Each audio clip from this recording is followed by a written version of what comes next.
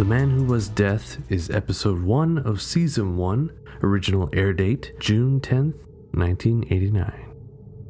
Being that this is the very first episode, the Crypt Keeper actually has a different voice than what we'd come to know.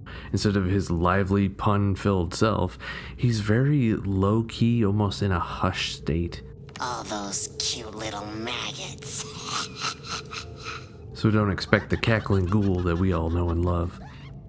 In this first episode, The Man Who Was Death, Niles Talbot, executioner, has a seemingly innocent joy in executing prisoners. But after the death penalty is abolished in his state, he loses his job. From the very beginning, you can tell that he really believes that death is all around us at all times, and he seems to have a vigilante-type mindset.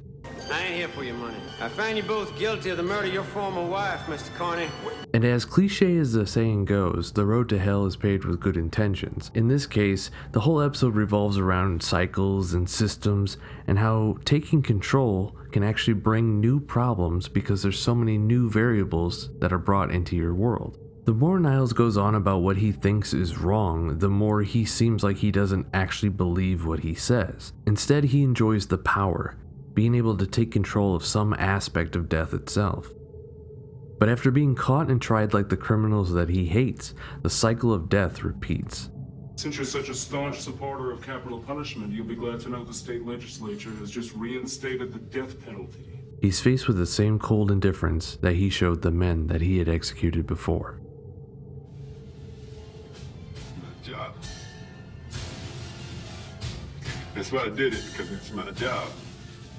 William Sadler is fantastic and puts on a great performance, and it's very fitting that he's in the first episode of the show and also in the first film, Demon Knight. It's a very strong start, and the strength of an anthology show can also be its detriment, which is its own versatility, showing off a wide range of different types of stories and different types of tones to these stories.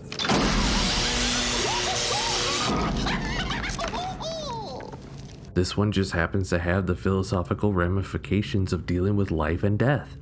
And boobies. It's pretty strong and ambitious for a first episode, and I rate this a 6.8 out of 10.